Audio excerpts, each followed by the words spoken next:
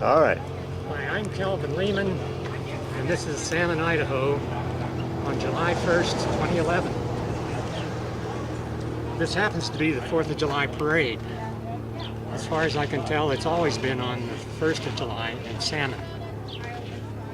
I'm posing as the tree grower today, and this is the float that I'm taking.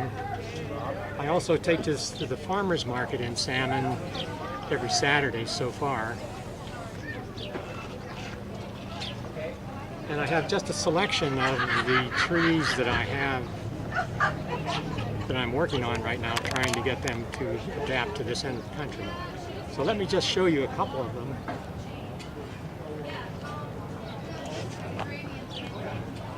I was surprised that the people were really interested in this poplar tree.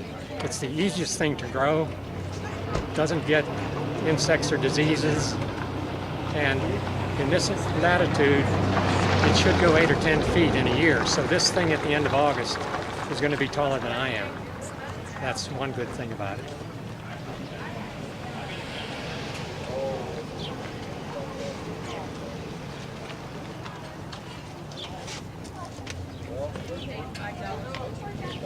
This is a blue spruce.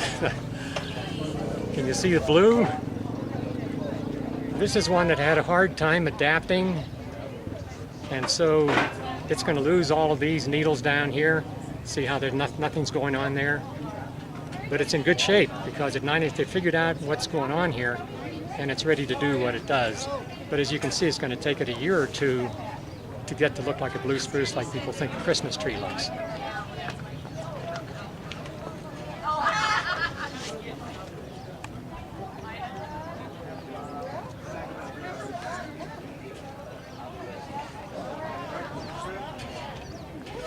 This juniper grows like a Christmas tree too.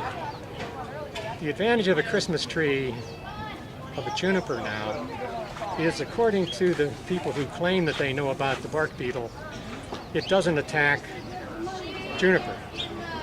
I was at a meeting last night with an entomologist from the state of Idaho, and I said I was in a stand of 100-year-old, 75-year-old ponderosa. Almost all of them were dead. And it was a mixed culture of juniper and lodgepole, ponderosa.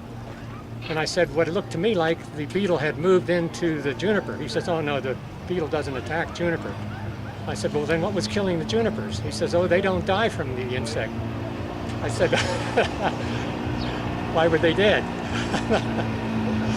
So then he looked up in his book, which he gave me a copy of, and it said there's another borer that goes into the juniper. And I tried to point out to him that if you're telling people to spray trees now, that's like swinging a sledgehammer without knowing where to hit. And you really need to look at it in a further light to understand that most of the trees now we see will be dead because of this borer, and he wasn't arguing with that at all. And I said, what we should really do is gather the best seed we can now, because those trees will die, probably.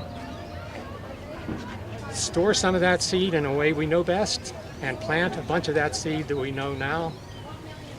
It's going to take 10 or 15 years for the tree to get big enough for the beetle to care. And I'm optimistic enough to think that in that time, somebody in science is going to figure out how to make the beetle sick, or the beetle will just run out of trees and die from not having trees.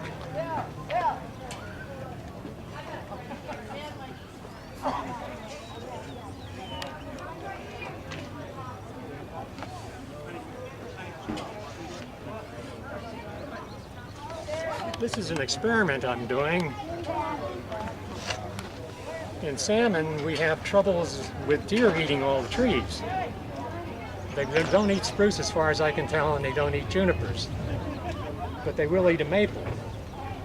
So as you can see, I've been teaching this maple this last year to get tall. And this is as much as he's going to do this year. But when he starts next year, I'll clip off the leaves as he starts in the spring, and he'll go another maybe 3 feet next year. That's a 2-year-old tree, that